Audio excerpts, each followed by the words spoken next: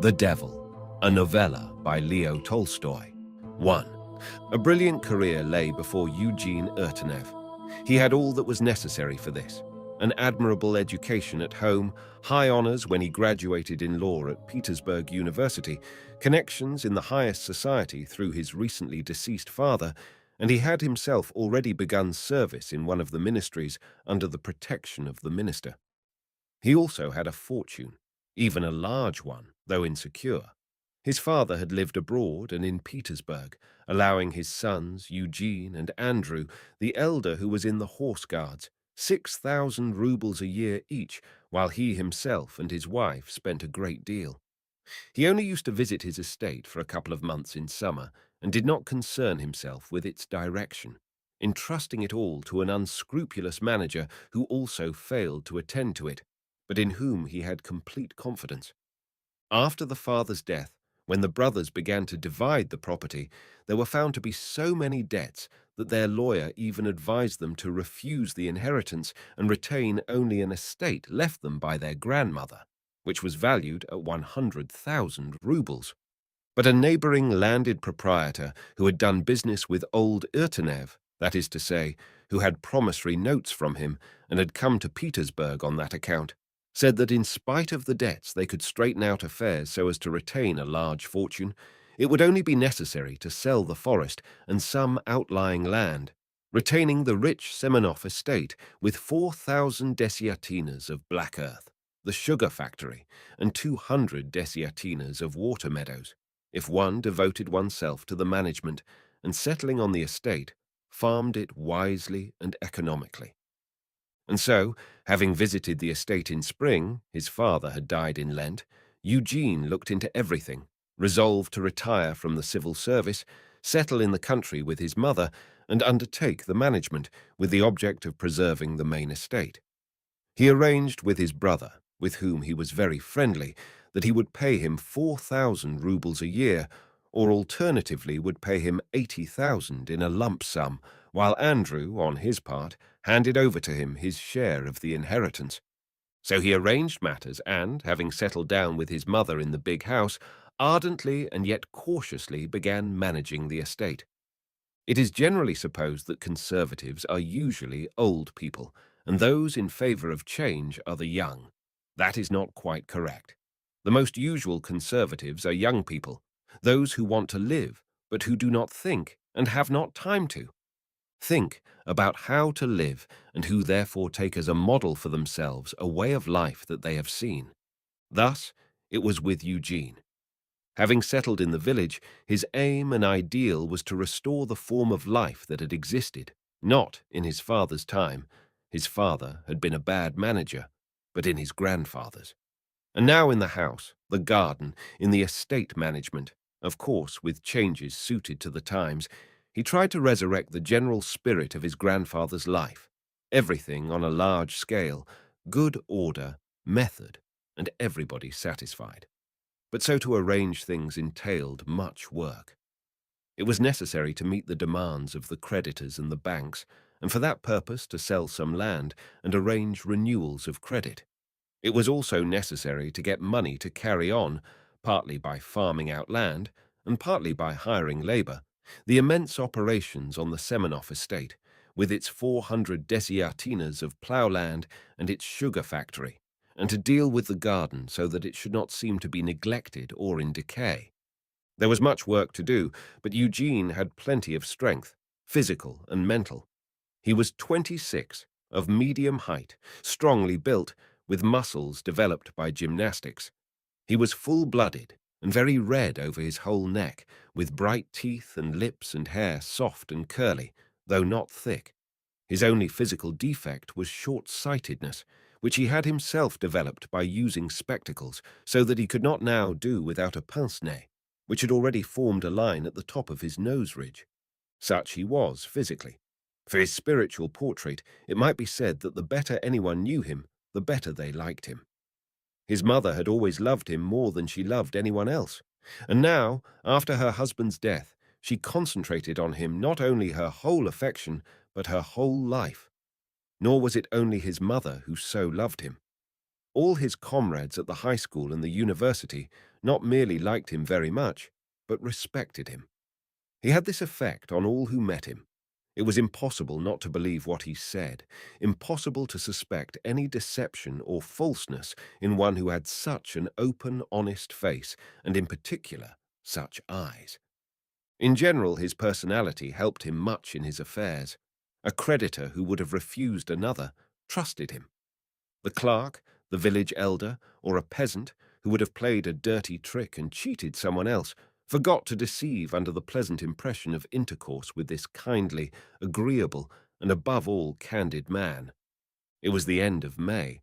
Eugene had somehow managed in town to get the vacant land freed from the mortgage, so as to sell it to a merchant, and had borrowed money from that same merchant to replenish his stock, that is to say, to procure horses, bulls, carts, and chiefly to begin to build a necessary farmhouse.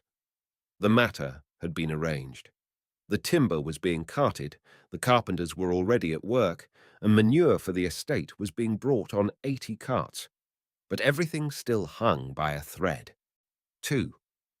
Amid these cares, something came about which, though unimportant, tormented Eugene at the time. As a young man, he had lived as all healthy young men live. That is, he had had relations with women of various kinds. He was not a libertine, but, as he himself said, neither was he a monk. He only turned to this, however, in so far as was necessary for physical health, and to have his mind free, as he used to say. This had begun when he was 16, and had gone on satisfactorily. Satisfactorily in the sense that he did not give himself up to debauchery, was not once infatuated, and had never contracted a disease. At first he had a seamstress in Petersburg, then she got spoilt, and he made other arrangements, and that side of his affairs was so well secured that it did not trouble him. But now he was living in the country for the second month, and did not at all know what he was to do.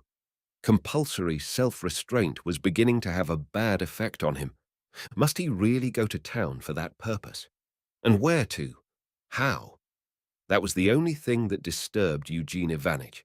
But as he was convinced that the thing was necessary, and that he needed it, it really became necessary, and he felt that he was not free, and that involuntarily his eyes followed every young woman. He did not approve of having relations with a married woman or a maid in his own village. He knew by report that both his father and grandfather had been quite different in this matter from other landowners of that time. At home, they had never had any entanglements with peasant women, and he had decided that he would not do so either. But afterwards, feeling himself ever more and more under compulsion, and imagining with horror what might happen to him in the neighbouring country town, and reflecting on the fact that the days of serfdom were now over, he decided that it might be done on the spot. Only it must be done so that no one should know of it, and not for the sake of debauchery, but merely for health's sake, as he said to himself. And when he had decided this, he became still more restless. When talking to the village elder, the peasants, or the carpenters, he involuntarily brought the conversation round to women, and when it turned to women, he kept it on that theme. He noticed the women more and more. 3. To settle the matter in his own mind was one thing, but to carry it out was another. To approach a woman himself was impossible. Which one? Where? It must be done through someone else, but to whom should he speak about it? He happened to go into a watchman's hut in the forest to get a drink of water. The watchman had been his father's huntsman. Eugene Irtenev chatted with him, and the watchman began telling some strange tales of hunting sprees. It occurred to Eugene Irtenev that it would be convenient to arrange matters in this hut or in the wood. Only he did not know how to manage it, and whether old Daniel would undertake the arrangement. Perhaps he will be horrified at such a proposal, and I shall have disgraced myself, but perhaps he would agree to it quite simply. So he thought, while listening to Daniel's stories. Daniel was telling how once, when they had been stopping at the hut of the sexton's wife in an outlying field, he had brought a woman for Fedor Zakharich Pryanishnikov. It will be all right, thought Eugene. Your father, may the kingdom of heaven be his, did not go in for nonsense of that kind. It won't do, thought Eugene, But to test the matter, he said, "How was it you engaged on such bad things?" "But what is there bad in it?" She was glad of it, and Fedor Zakharich was satisfied, very satisfied. "I got a rouble." Why, what was he to do? He too is a lively limb, apparently, and drinks wine. "Yes, I may speak," thought Eugene, and at once proceeded to do so. "And do you know, Daniel, I don't know how to endure it." He felt himself going scarlet. Daniel smiled. "I am not a monk. I have been accustomed to it." He felt that what he was saying was stupid, but was glad to see that Daniel approved. "Why, of course, you should have told me long ago. It can all be arranged," said he. "Only tell me which one you want." "Oh, it is really all the same to me. Of course not an ugly one, and she must be healthy." "I understand," said Daniel briefly. He reflected. "Ah, there is a tasty morsel," he began. Again, Eugene went red. "A tasty morsel. See here, she was married last autumn." Daniel whispered, "And he hasn't been able to do anything. Think what that is worth to one who wants it." Eugene even frowned with shame. "No, no," he said. "I don't want that at all. I want, on the contrary, what could the contrary be? On the contrary, I only want that she should be healthy and that there should be as little fuss as possible, a woman whose husband is away in the army or something of that kind." "I know. It's Stepanida I must bring you. Her husband is away in town, just the same as a soldier, and she is a fine woman and clean. You will be satisfied. As it is, I was saying to her the other day, you should go, but she—" "Well then, when is it to be?" "Tomorrow, if you like. I shall be going to get some tobacco, and I will call in, and at the dinner hour come here or to the bathhouse behind the kitchen garden. There will be nobody about. Besides, after dinner, everybody takes a nap." "All right, then." A terrible excitement seized Eugene as he rode home. What will happen? What is a peasant woman like? Suppose it turns out that she is hideous, horrible. No, she is handsome, he told himself, remembering some he had been noticing. But what shall I say? What shall I do? He was not himself all that day. Next day at noon, he went to the forester's hut. Daniel stood at the door and silently and significantly nodded towards the wood. The blood rushed to Eugene's heart. He was conscious of it and went to the kitchen garden. No one was there. He went to the bathhouse. There was no one about. He looked in, came out, and suddenly heard the crackling of a breaking twig.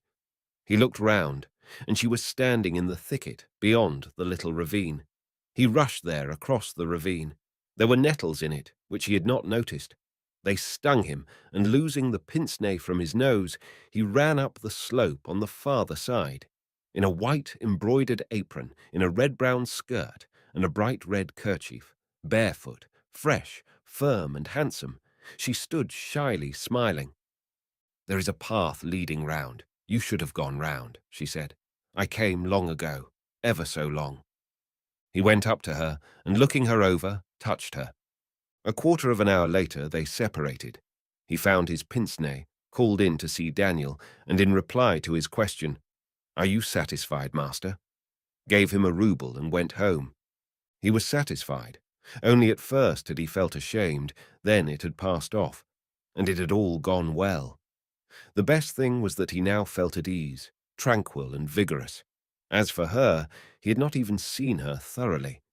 He remembered that she was clean, fresh, not bad-looking and simple, without any pretense. "Whose wife is she?" said he to himself. "Petchnikov's," Daniel said. "What Petchnikov is that? There are 2 households of that name. Probably she is old Michael's daughter-in-law. Yes, that must be it. His son does live in Moscow. I'll ask Daniel about it some time." From then onward, that previously important drawback to country life, enforced self-restraint, was eliminated. Eugene's freedom of mind was no longer disturbed, and he was able to attend freely to his affairs. And the matter Eugene had undertaken was far from easy. It sometimes seemed to him that he would not be able to go through with it, and that it would end in his having to sell the estate after all, so that all his efforts would be wasted, and it would turn out that he had failed and been unable to accomplish what he had undertaken. That prospect disturbed him most of all. Before he had time to stop up one hole, a new one would unexpectedly show itself. All this time more and more debts of his father's, which he had not expected, came to light. It was evident that his father had latterly borrowed right and left. At the time of the settlement in May, Eugene had thought he at last knew everything. But suddenly, in the middle of the summer, he received a letter from which it appeared that there was still a debt of 12,000 rubles to the widow Esipova. There was no promissory note, but only an ordinary receipt, which his lawyer told him could be disputed. But it did not enter Eugene's head to refuse to pay a debt of his father's merely because the document could be challenged. He only wanted to know for certain whether there had been such a debt. "Mama, who is Kalaria Vladimirovna Esipova?" he asked his mother when they met as usual for dinner. "Esipova. She was brought up by your grandfather. Why?" Eugene told his mother about the letter. "I wonder she is not ashamed to ask for it. Your father gave her so much." "But do we owe her this?" "Well now, how shall I say? It is not a debt. Papa, out of his unbounded kindness." "Yes, but did Papa consider it a debt?" "I cannot say. I don't know. I only know it is hard enough for you without that." Eugene saw that Mary Pavlovna did not know what to say and was as it were sounding him. "I see from what you say that it must be paid," said the son. "I will go to see her tomorrow and have a chat and see if it cannot be deferred." "Ah, how sorry I am for you, but, you know, that will be best. Tell her she must wait," said Mary Pavlovna, evidently tranquilized and proud of her son's decision. Eugene's position was particularly hard because his mother, who was living with him, did not at all realize his position. She had been so accustomed all her life long to live extravagantly that she could not even imagine to herself the position her son was in, that is to say, that today or tomorrow matters might shape themselves so that they would have nothing left, and he would have to sell everything and live and support his mother on what salary he could earn, which at the very most would be 2,000 rubles. She did not understand that they could only save themselves from that position by cutting down expense in everything, and so she could not understand why Eugene was so careful about trifles, in expenditure on gardeners, coachmen, servants, even on food. Also, like most widows, she nourished feelings of devotion to the memory of her departed spouse quite different from those she had felt for him while he lived, and she did not admit the thought that what the departed had done, or had arranged, could be wrong or could be altered. Eugene, by great efforts, managed to keep up the garden and the conservatory with 2 gardeners and the stables with 2 coachmen, and Mary Pavlovna naively thought that she was sacrificing herself for her son and doing all a mother could do by not complaining of the food which the old man-cook prepared, of the fact that the paths in the park were not all swept clean, and that instead of footmen they had only a boy. So, too, concerning this new debt, in which Eugene saw an almost crushing blow to all his undertakings, Mary Pavlovna only saw an incident displaying Eugene's noble nature. Mary Pavlovna, moreover, did not feel much anxiety about Eugene's position, because she was confident that he would make a brilliant marriage which would put everything right. And he could make a very brilliant marriage. She knew a dozen families who would be glad to give their daughters to him, and she wished to arrange the matter as soon as possible. 4. Eugene himself dreamt of marriage, but not in the same way as his mother. The idea of using marriage as a means of putting his affairs in order was repulsive to him. He wished to marry honorably for love. He observed the girls whom he met, and those. He knew and compared himself with them, but no decision had yet been taken. Meanwhile, contrary to his expectations, his relations with Stepanida continued, and even acquired the character of a settled affair. Eugene was so far from debauchery, it was so hard for him secretly to do this thing which he felt to be bad, that he could not arrange these meetings himself, and even after the first one hoped not to see Stepanida again. But it turned out that after some time the same restlessness, due, he believed, to that cause, again overcame him. And his restlessness this time was no longer impersonal, but suggested just those same bright, black eyes and that deep voice saying, ever so long, that same scent of something fresh and strong, and that same full bread lifting the bib of her apron, and all this in that hazel and maple thicket, bathed in bright sunlight. Though he felt ashamed, he again approached Daniel, and again a rendezvous was fixed for midday in the wood. This time, Eugene looked her over more carefully, and everything about her seemed attractive. He tried talking to her and asked about her husband. He really was Michael's son and lived as a coachman in Moscow. Well then, how is it you? Eugene wanted to ask how it was she was untrue to him. What about how is it? Asked she. Evidently she was clever and quick-witted. Well, how is it you come to me? There now, said she merrily. I bet he goes on the spree there. Why shouldn't I? Evidently she was putting on an air of sauciness and assurance, and this seemed charming to Eugene. But all the same, he did not himself fix a rendezvous with her. Even when she proposed that they should meet without the aid of Daniel, to whom she seemed not very well disposed, Eugene did not consent. He hoped that this meeting would be the last. He liked her. He thought such intercourse was necessary for him, and that there was nothing bad about it. But in the depth of his soul there was a stricter judge, who did not approve of it, and hoped that this would be the last time, or if he did not hope that, at any rate, did not wish to participate in arrangements to repeat it another time. So the whole summer passed, during which they met a dozen times, and always by Daniel's help. It happened once that she could not be there because her husband had come home, and Daniel proposed another woman, but Eugene refused with disgust. Then the husband went away, and the meetings continued as before, at first through Daniel, but afterwards he simply fixed the time, and she came with another woman, Prokhorova, as it would not do for a peasant woman to go about alone. Once at the very time fixed for the rendezvous, a family came to call on Mary Pavlovna with the very girl she wished Eugene to marry, and it was impossible for Eugene to get away. As soon as he could do so, he went out as though to the thrashing floor and round by the path to their meeting place in the wood. She was not there, but at the accustomed spot everything within reach of one's hand had been broken, the black alder, the hazel twigs, and even a young maple the thickness of a stake. She had waited, had become excited and angry, and had skittishly left him a remembrance. He waited, and went to Daniel to ask him to call her for tomorrow. She came, and was just as usual. So the summer passed. The meetings were always arranged in the wood, and only once, when it grew towards autumn, in the shed that stood in her backyard.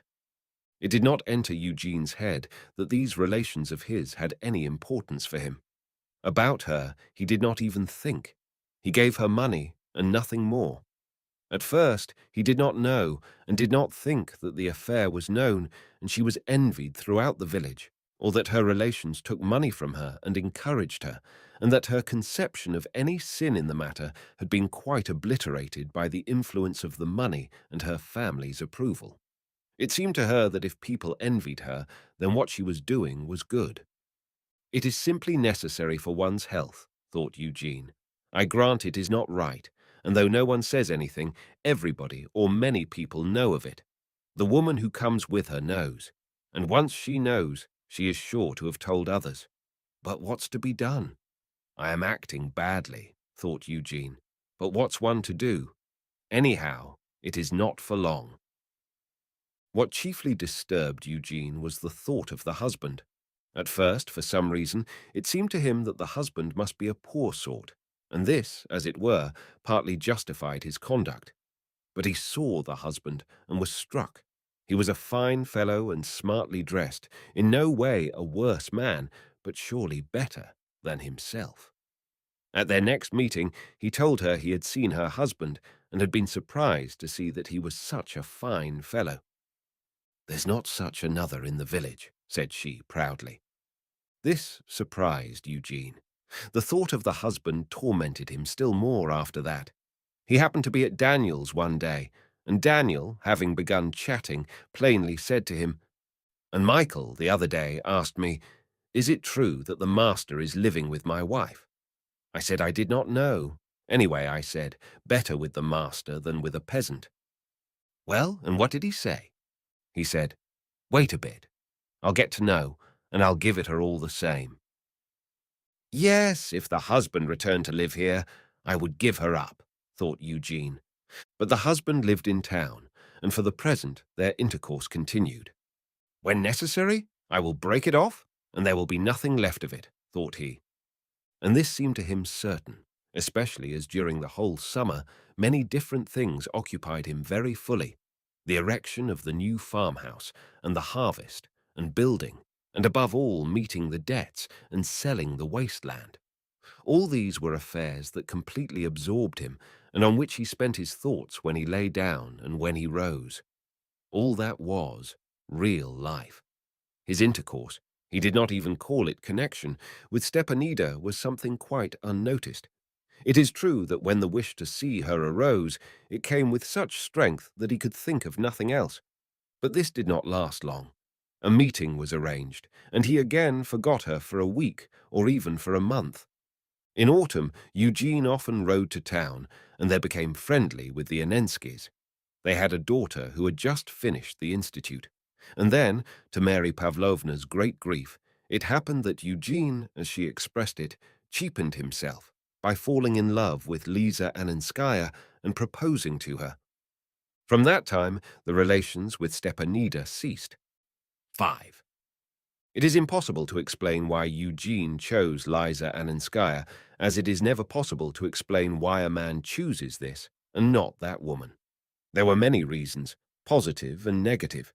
One reason was that she was not a very rich heiress such as his mother sought for him, another that she was naive and to be pitied in her relations with her mother. Then there was the fact that she was not a beauty who attracted general attention to herself, but yet was not bad-looking. The chief reason was that his acquaintance with her began at the time when Eugene was ripe for marriage.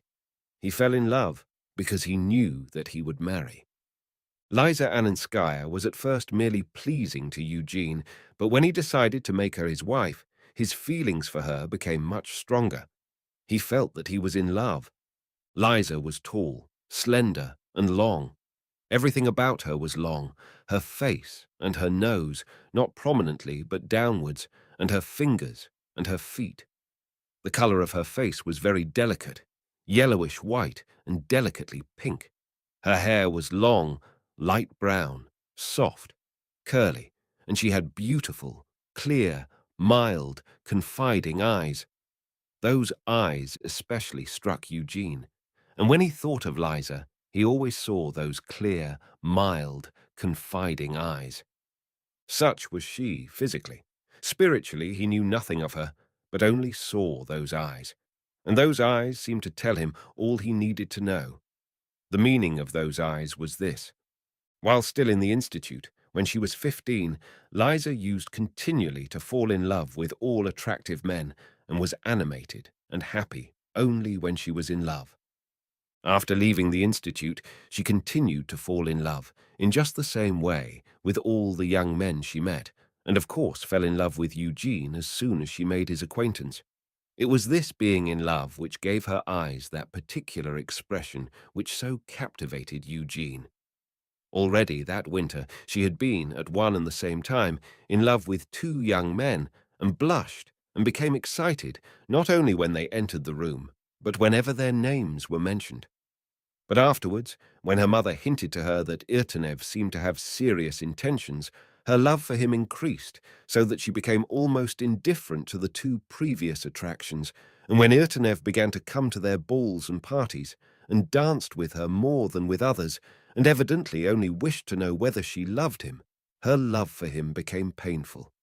She dreamed of him in her sleep, and seemed to see him when she was awake in a dark room, and everyone else vanished from her mind. But when he proposed and they were formally engaged, and when they had kissed one another and were a betrothed couple, then she had no thoughts but of him, no desire but to be with him, to love him, and to be loved by him.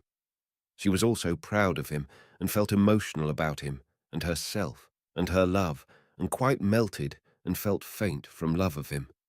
The more he got to know her, the more he loved her. He had not at all expected to find such love, and it strengthened his own feelings still more. 6. Towards spring, he went to his estate at Semenovsko to have a look at it and to give directions about the management, and especially about the house which was being done up for his wedding. Mary Pavlovna was dissatisfied with her son's choice, not only because the match was not as brilliant as it might have been, but also because she did not like Varvara Alexeyevna, his future mother-in-law. Whether she was good-natured or not, she did not know and could not decide, but that she was not well-bred, not comme il faut, not a lady, as Mary Pavlovna said to herself. She saw from their first acquaintance, and this distressed her because she was accustomed to value breeding and knew that Eugene was sensitive to it, and she foresaw that he would suffer much annoyance on this account. But she liked the girl, liked her chiefly because Eugene did. One could not help loving her, and Mary Pavlovna was quite sincerely ready to do so. Eugene found his mother contented and in good spirits. She was getting everything straight in the house and preparing to go away herself as soon as he brought his young wife. Eugene persuaded her to stay for the time being, and the future remained undecided. In the evening after tea, Mary Pavlovna played patience as usual. Eugene sat by, helping her. This was the hour of their most intimate talks.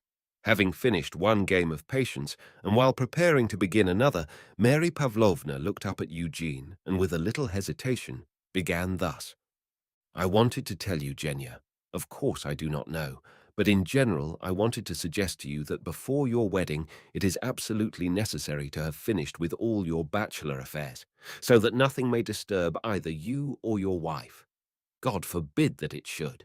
You understand me? And indeed, Eugene at once understood that Mary Pavlovna was hinting at his relations with Stepanida, which had ended in the previous autumn, and that she attributed much more importance to those relations than they deserved, as single women always do. Eugene blushed, and not from shame so much as from vexation that good-natured Mary Pavlovna was bothering, out of affection, no doubt, but still was bothering about matters that were not her business, and that she did not and could not understand. He answered that he had nothing that needed concealment, and that he had always conducted himself so that there should be nothing to hinder his marrying. Well, dear, that is excellent. Only, Genya, don't be vexed with me, said Mary Pavlovna in confusion. But Eugene saw that she had not finished and had not said what she wanted to. So it appeared when a little later she began to tell him of how, in his absence, she had been asked to stand godmother at the Petchnikovs. Eugene flushed now, not with vexation or shame, but with some strange consciousness of the importance of what was about to be told him, an involuntary consciousness quite at variance with his conclusions. And what he expected happened. Mary Pavlovna, as if merely by way of conversation, mentioned that this year only boys were being born, evidently a sign of a coming war. Both at the Vassins and the Petchnikovs the young wife had a first child, at each house a boy. Mary Pavlovna wanted to say this casually, but she herself felt ashamed when she saw the colour mount to her son's face and saw him nervously removing, tapping, and replacing his pince-nez and hurriedly lighting a cigarette. She became silent. He, too, was silent, and could not think how to break that silence. So they both understood that they had understood one another. Yes, the chief thing is that there should be justice and no favoritism in the village, as under your grandfather. Mama, said Eugene suddenly, I know why you are saying this.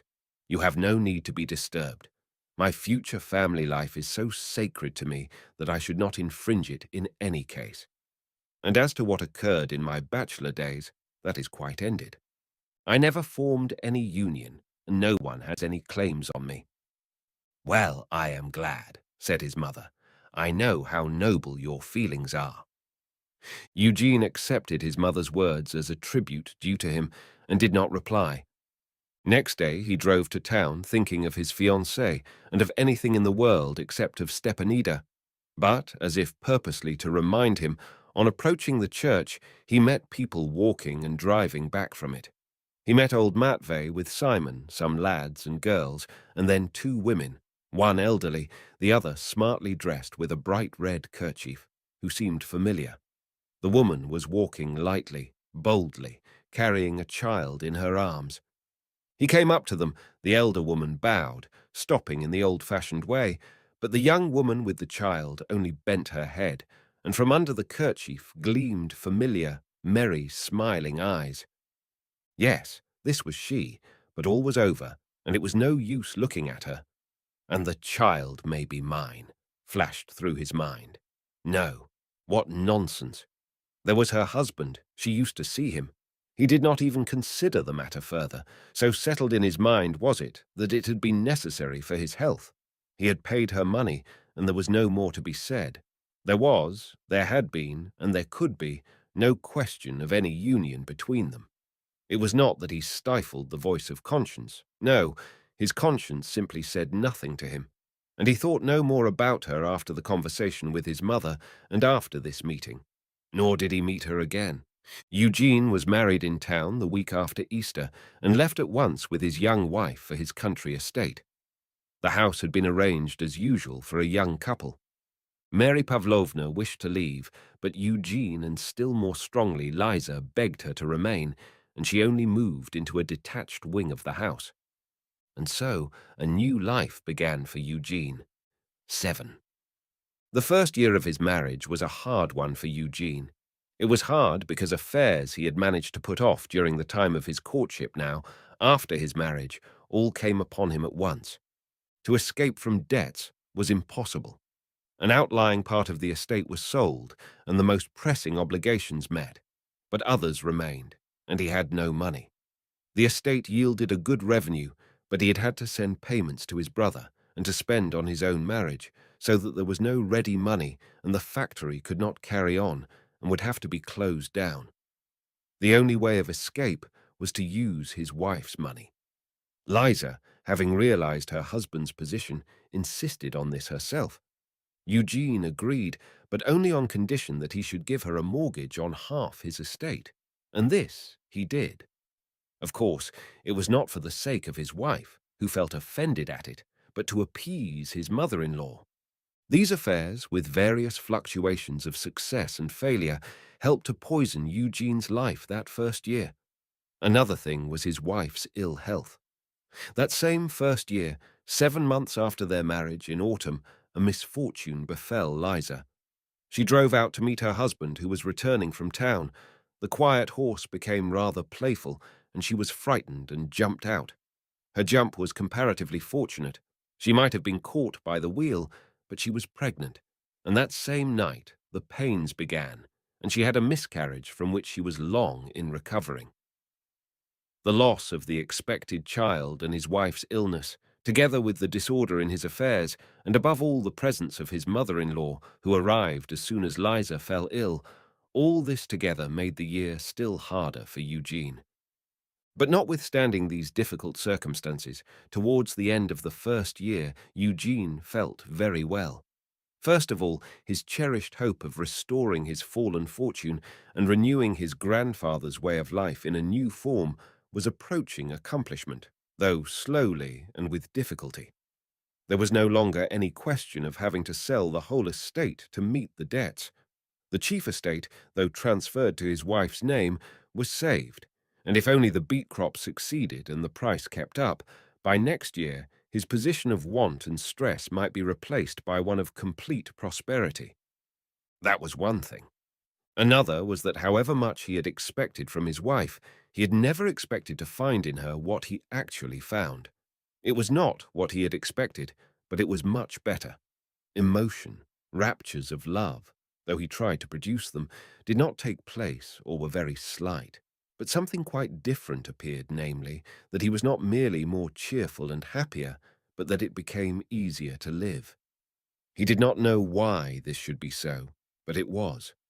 It happened because immediately after the marriage, she decided that Eugene Irtenev was superior to, wiser, purer, and nobler than anyone else in the world, and therefore it was right for everyone to serve him and do what would please him. But as it was impossible to make everyone do this, she, to the limit of her strength, must do it herself. So she did, and therefore all her strength of mind was directed towards learning and guessing what he liked, and then doing just that, whatever it was, and however difficult it might be. She had the gift which furnishes the chief delight of intercourse with a loving woman. Thanks to her love of her husband, she penetrated into his soul. She knew, better it seemed to him than he himself, his every state and every shade of his feeling, and she behaved correspondingly, and therefore never hurt his feelings, but always lessened his distresses and strengthened his joys. And she understood not only his feelings, but also his joys. Things quite foreign to her, concerning the farming, the factory, or the appraisement of others, she immediately understood, so that she could not merely converse with him, but could often, as he himself said, be a useful and irreplaceable counsellor. She regarded affairs and people and everything in the world only through his eyes. She loved her mother, but having seen that Eugene disliked his mother-in-law's interference in their life, she immediately took her husband's side, and did so with such decision that he had to restrain her. Besides all this, she had very much taste, tact, and above all, peacefulness. All that she did unnoticed. Only the results of what she did were observable, namely, that always and in everything there was cleanliness, order, and elegance. Liza had at once understood in what her husband's ideal of life consisted, and she tried to attain, and in the arrangement and order of the house did attain, what he wanted. Children, it is true, were lacking, but there was hope of this also. In winter, she went to Petersburg to see a specialist, and he assured them that she was quite well and could have children. And this desire was accomplished. By the end of the year, she was again pregnant. The one thing that threatened, not to say poisoned, their happiness was her jealousy, a jealousy she restrained and did not exhibit, but from which she often suffered. Not only might Eugene not love anyone, because there was not a woman on earth worthy of him. As to whether she herself was worthy or not, she never asked herself. But not a single woman might therefore dare to love him. 8. They lived thus. He rose, as he always had done, early, and went to see to the farm or the factory where work was going on, or sometimes to the fields. Towards 10 o'clock he would come back to his coffee. They had it on the veranda, Mary Pavlovna, an uncle who lived with them, and Liza. After a conversation which was often very animated while they drank their coffee, they dispersed till dinner time. At 2 o'clock they dined and then went for a walk or a drive. In the evening, when he returned from his office, they drank their evening tea, and sometimes he read aloud while she worked, or when there were guests, they had music or talked. When he went away on business, he wrote to his wife, and received letters from her every day. Sometimes she accompanied him, and then they were particularly merry. On his name day and on hers guests assembled, and it was pleasant to him to see how well she managed to arrange things so that it was pleasant for everybody. He saw and heard also that they all admired her, the young, agreeable hostess, and he loved her still more for this. All went excellently. She bore her pregnancy easily, and though they were afraid, they both began making plans as to how they would bring the child up. The system of education and the arrangements were all decided by Eugene, and her only wish was obediently to carry out his desires. Eugene, on his part, read up medical works and intended to bring the child up according to all the precepts of science. She, of course, agreed to everything and made preparations, making warm and also cool envelopes and preparing a cradle. Thus the second year of their marriage arrived, and the second spring. 9. It was just before Trinity Sunday. Liza was in her 5th month, and though careful, she was brisk and active.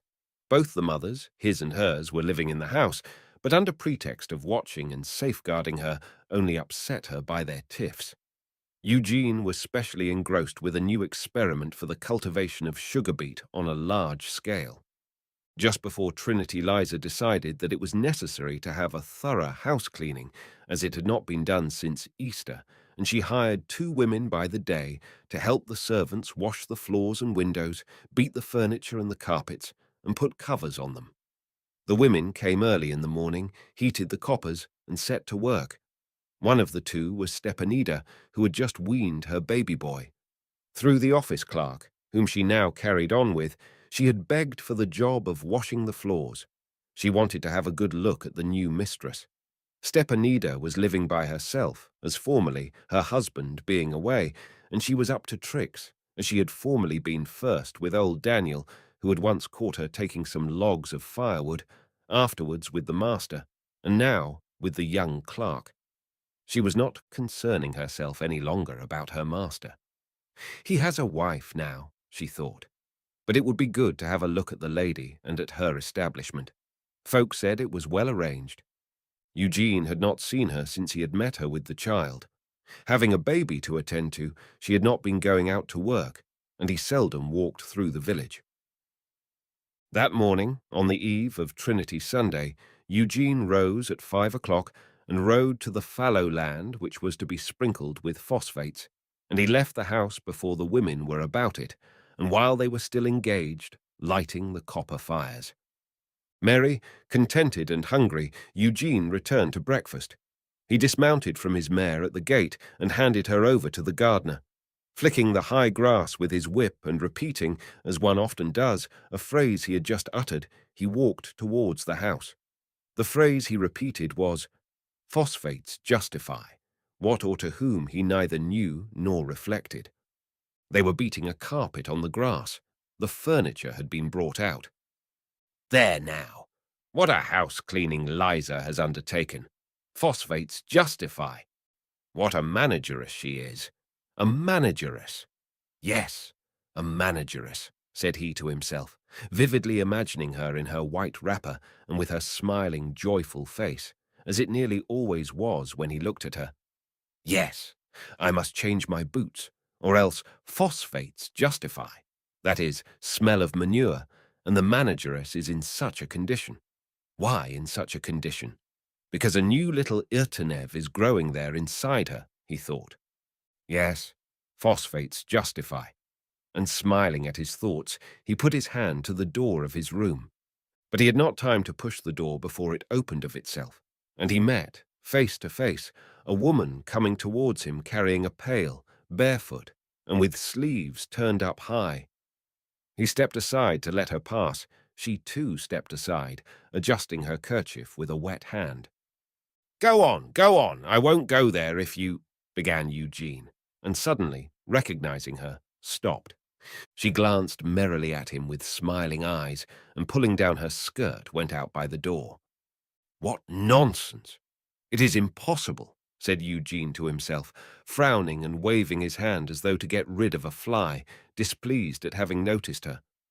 He was vexed that he had noticed her, and yet he could not take his eyes from her strong body, swayed by the agile strides of her bare feet, or from her arms, shoulders, and the pleasing folds of her shirt and handsome skirt, tucked up high above her white calves.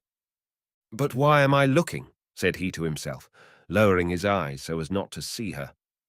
But anyhow, I must go in to get some other boots. And he turned back to go into his own room, but had not gone 5 steps before, without knowing why or wherefore, he again glanced round to have another look at her. She was just going round the corner, and also glanced at him. Ah, what am I doing? Said he to himself. She may think. It is even certain that she already does think. He entered his damp room. Another woman, an old and skinny one, was there, and was still washing it. Eugene passed on tiptoe across the floor, wet with dirty water, to the wall where his boots stood, and he was about to leave the room when the woman herself went out. This one has gone, and the other, Stepanida, will come here alone, someone within him began to reflect. My God, what am I thinking of, and what am I doing? He seized his boots and ran out with them into the hall, put them on there, brushed himself, and went out onto the veranda where both the mammas were already drinking coffee. Liza had evidently been expecting him and came on to the veranda through another door at the same time. My God! If she, who considers me so honourable, pure and innocent, if she only knew, thought he.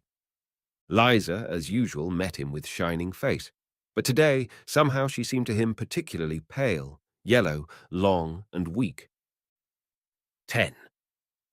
During coffee, as often happened, a peculiarly feminine kind of conversation went on which had no logical sequence, but which evidently was connected in some way, for it went on uninterruptedly. The two old ladies were pinpricking one another, and Liza was skillfully manoeuvring between them. "I am so vexed that we had not finished washing your room before you got back," she said to her husband, "but I do so want to get everything arranged." "Well, did you sleep well after I got up?" "Yes, I slept well, and I feel well." How can a woman be well in her condition during this intolerable heat when her windows face the sun? Said Varvara Alexeyevna, her mother. And they have no Venetian blinds or awnings. I always had awnings. But you know we are in the shade after 10 o'clock, said Mary Pavlovna. That's what causes fever. It comes of dampness, said Varvara Alexeyevna, not noticing that what she was saying did not agree with what she had just said. My doctor always says that it is impossible to diagnose an illness unless one knows the patient. And he certainly knows, for he is the leading physician, and we pay him 100 rubles a visit. My late husband did not believe in doctors, but he did not grudge me anything. How can a man grudge anything to a woman when perhaps her life and the child's depend? Yes, when she has means, a wife need not depend on her husband. A good wife submits to her husband, said Varvara Alexeyevna. Only Liza is too weak after her illness. Oh no, Mamma, I feel quite well. But why have they not brought you any boiled cream? I don't want any. I can do with raw cream. I offered some to Varvara Alexeyevna, but she declined, said Mary Pavlovna, as if justifying herself. No, I don't want any today. And as if to terminate an unpleasant conversation and yield magnanimously, Varvara Alexeyevna turned to Eugene and said, Well, and have you sprinkled the phosphates? Liza ran to fetch the cream. But I don't want it. I don't want it. Liza, Liza, go gently, said Mary Pavlovna. Such rapid movements do her harm. Nothing does harm if one's mind is at peace, said Varvara Alexeyevna, as if referring to something, though she knew that there was nothing that her words could refer to. Liza returned with the cream. Eugene drank his coffee and listened morosely. He was accustomed to these conversations, but today he was particularly annoyed by its lack of sense. He wanted to think over what had happened to him, but this chatter disturbed him. Having finished her coffee, Varvara Alexeyevna went away in a bad humor. Liza, Eugene, and Mary Pavlovna stayed behind, and their conversation was simple and pleasant. But Liza, being sensitive, at once noticed that something was tormenting Eugene, and she asked him whether anything unpleasant had happened. He was not prepared for this question, and hesitated a little before replying that there had been nothing unpleasant, and this reply made Liza think all the more that something was tormenting, and greatly tormenting, him was as evident to her as the fact that a fly had fallen into the milk, yet he did not speak of it. What could it be? 11. After breakfast, they all dispersed. Eugene, as usual, went to his study. He did not begin reading or writing his letters, but sat smoking one cigarette after another and thinking. He was terribly surprised and disturbed by the expected recrudescence within him of the bad feeling from which he had thought himself free since his marriage. Since then he had not once experienced that feeling, either for her, the woman he had known, or for any other woman except his wife. He had often felt glad of this emancipation, and now suddenly a chance meeting, seemingly so unimportant, revealed to him the fact that he was not free. What now tormented him was not that he was yielding to that feeling and desired her. He did not dream of so doing, but that the feeling was awake within him, and he had to be on his guard against it. He had no doubt, but that he would suppress it. He had a letter to answer and a paper to write. He sat down at his writing table and began to work. Having finished it, and quite forgotten what had disturbed him, he went out to go to the stables. And again, as ill luck would have it, either by unfortunate chance or intentionally, as soon as he stepped from the porch, a red skirt and red kerchief appeared from round the corner, and she went past him, swinging her arms and swaying her body. She not only went past him, but on passing him ran, as if playfully, to overtake her fellow servant. Again the bright midday, the nettles, the back of Daniel's hut, and in the shade of the plane trees her smiling face biting some leaves, rose in his imagination. No, it is impossible to let matters continue so, he said to himself, and waiting till the women had passed out of sight, he went to the office. It was just the dinner hour, and he hoped to find the steward still there. So it happened. The steward was just waking up from his after-dinner nap. Standing in the office, stretching himself and yawning, he was looking at the herdsman who was telling him something. "Vasily Nikolaich," said Eugene to the steward, "what is your pleasure? I want to speak to you." "What is your pleasure?" "Just finish what you're saying." "Aren't you going to bring it in?" said Vasily Nikolaich to the herdsman. "It's heavy, Vasily Nikolaich." "What is it?" asked Eugene. "Why, a cow has calved in the meadow." "Well, all right. I'll order them to harness a horse at once. Tell Nicholas Lysuk to get out the dray cart." The herdsman went out. "Do you know," began Eugene, flushing and conscious that he was doing so, "do you know, Vasily Nikolaich, while I was a bachelor, I went off the track a bit. You may have heard—" Vasily Nikolaich, with smiling eyes and evidently sorry for his master, said, "Is it about Stepanida?" "Why, yes. Look here. Please, please do not engage her to help in the house. You understand, it is very awkward for me." "Yes, it must have been Vanya, the clerk, who arranged it." "Yes, please. Well, and hadn't the rest of the phosphates better be strewn?" said Eugene to hide his confusion. "Yes, I am just going to see to it." So it ended, and Eugene calmed down, hoping that as he had lived for a year without seeing her, so things would go on now. Besides, Vasily Nikolaich will speak to Ivan the clerk. Ivan will speak to her, and she will understand that I don't want it, said Eugene to himself, and he was glad that he had forced himself to speak to Vasily Nikolaich, hard as it had been to do so. Yes, it is better than that feeling of doubt, that feeling of shame. He shuddered at the mere remembrance of his sin in thought. 12. The moral effort he had made to overcome his shame and speak to Vasily Nikolaich tranquilized Eugene. It seemed to him that the matter was all over now. Liza at once noticed that he was quite calm and even happier than usual. No doubt he was upset by our mothers pin-pricking one another. It really is disagreeable, especially for him who is so sensitive and noble, always to hear such unfriendly and ill-mannered insinuations, thought she. The next day was Trinity Sunday.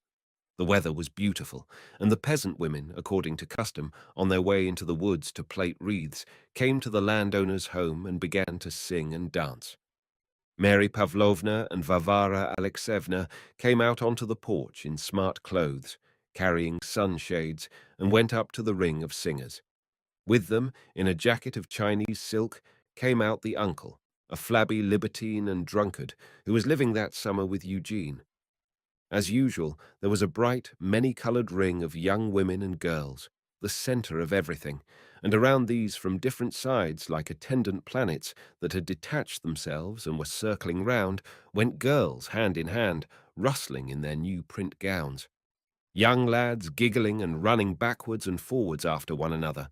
Full-grown lads in dark blue or black coats and caps and with red shirts, who unceasingly spat out sunflower seed shells, and the domestic servants or other outsiders watching the dance circle from a side. Both the old ladies went close up to the ring, and Liza accompanied them in a light blue dress, with light blue ribbons on her head, and with wide sleeves under which her long white arms and angular elbows were visible. Eugene did not wish to come out, but it was ridiculous to hide, and he too came out onto the porch smoking a cigarette. bowed to the men and lads, and talked with one of them.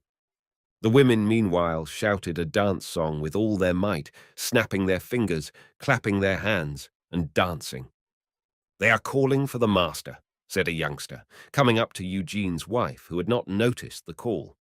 Liza called Eugene to look at the dance, and at one of the women dancers who particularly pleased her. This was Stepanida.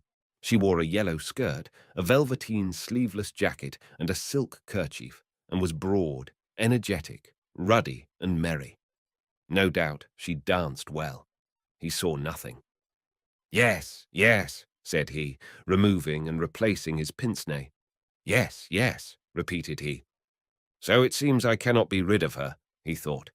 He did not look at her as he was afraid of her attraction, and just on that account what his passing glance caught of her seemed to him especially attractive. Besides this, he saw by her sparkling look that she saw him and saw that he admired her.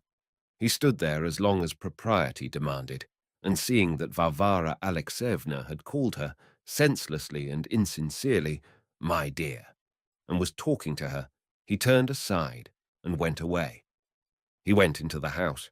He retired in order not to see her, but on reaching the upper story, without knowing how or why, he approached the window, and as long as the women remained at the porch, he stood there and looked at her, feasting his eyes on her. He ran, while there was no one to see him, and then went with quiet steps onto the veranda, and from there, smoking a cigarette, and as if going for a stroll, he passed through the garden and followed the direction she had taken. He had not gone 2 steps along the alley before he noticed behind the trees a velveteen sleeveless jacket with a pink and yellow skirt and a red kerchief. She was going somewhere with another woman. Where are they going? And suddenly a terrible desire scorched him, as though a hand were seizing his heart. As if by someone else's wish, he looked round and went towards her. "Eugene Ivanitch, Eugene Ivanitch, I have come to see your honor," said a voice behind him. And Eugene, seeing old Samokin, who was digging a well for him, roused himself, and turning quickly round, went to meet Samokin. While speaking with him, he turned sideways and saw that she and the woman who was with her went down the slope, evidently to the well, or making an excuse of the well, and having stopped there a little while, ran back to the dance circle. 13. After talking to Samokin, Eugene returned to the house as depressed as if he had committed a crime. In the first place, she had understood him, believed that he wanted to see her, and desired it herself. Secondly, that other woman, Anna Prokhorova, evidently knew of it.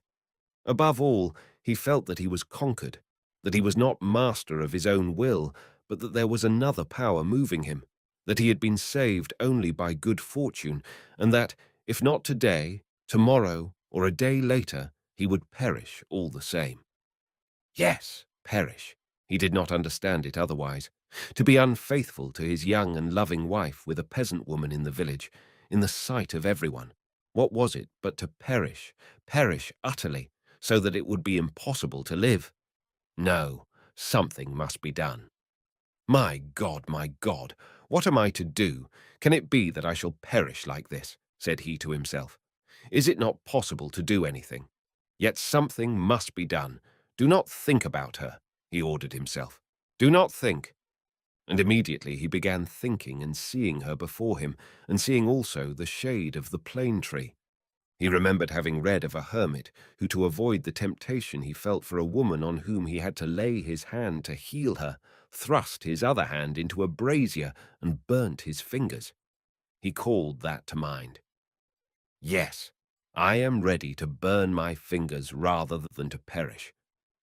He looked round to make sure that there was no one in the room, lit a candle, and put a finger into the flame.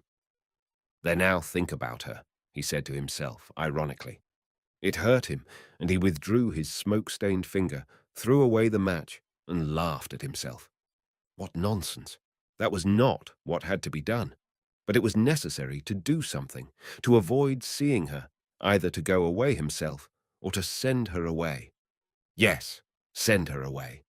Offer her husband money to remove to town or to another village. People would hear of it and would talk about it.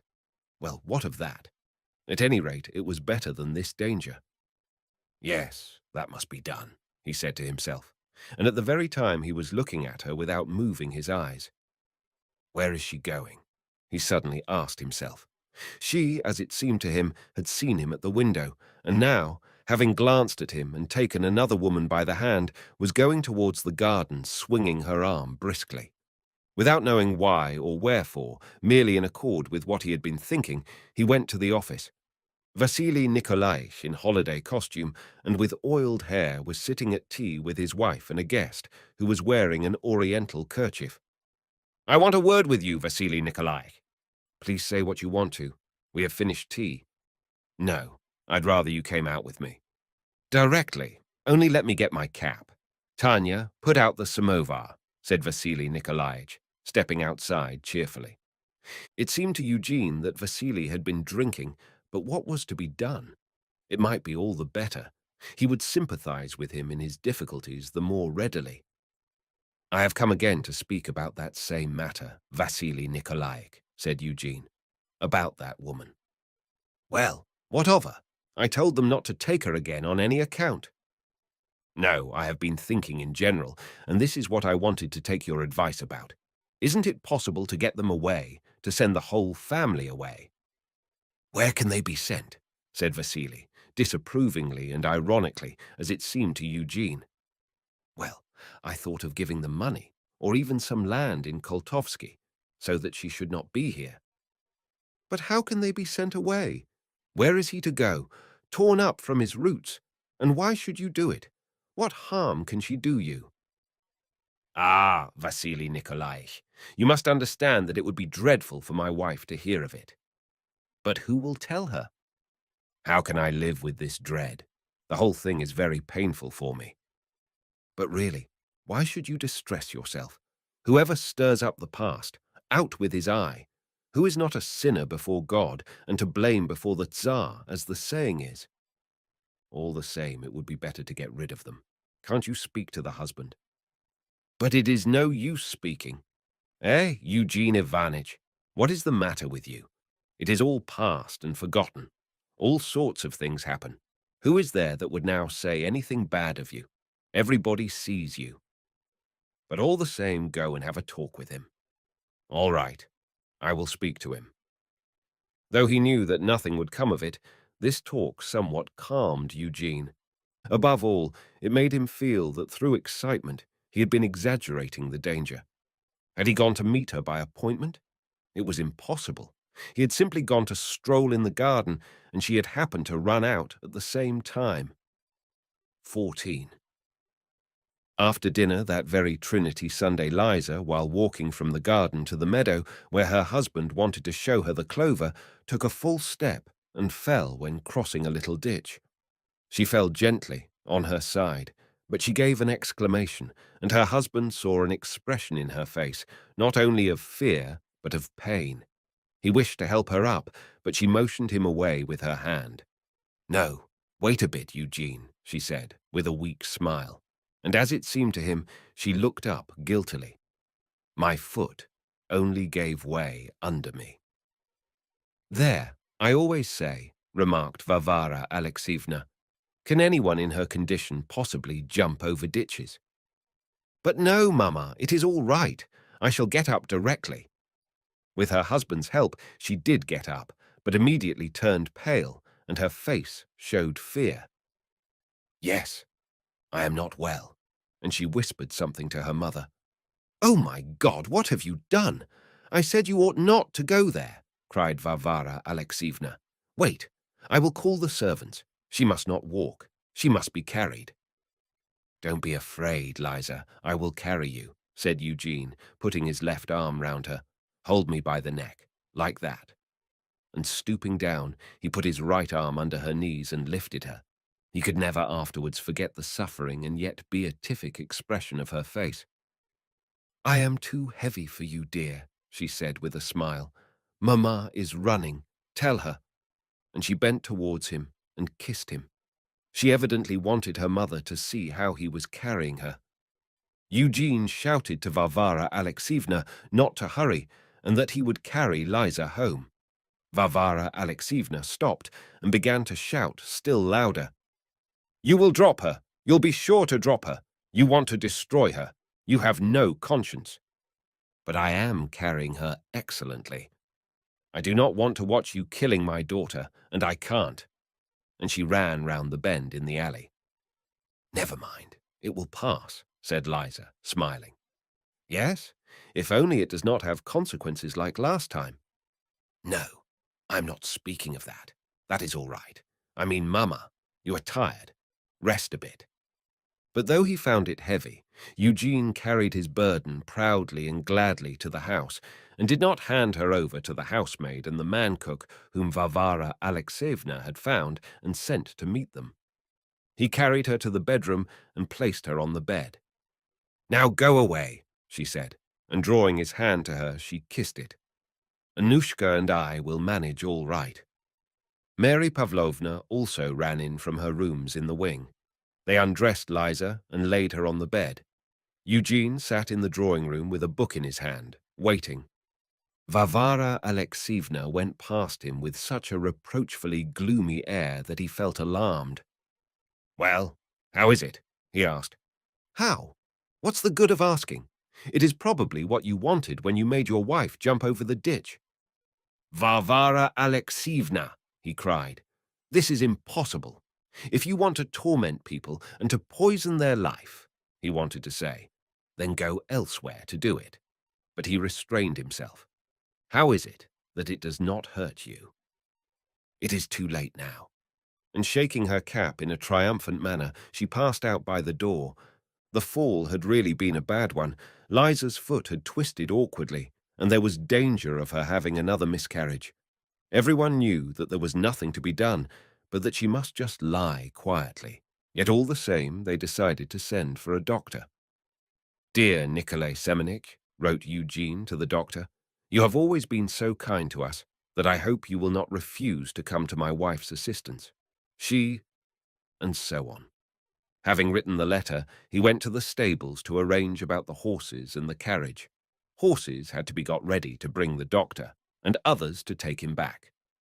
When an estate is not run on a large scale, such things cannot be quickly decided, but have to be considered. Having arranged it all and dispatched the coachman, it was past 9 before he got back to the house.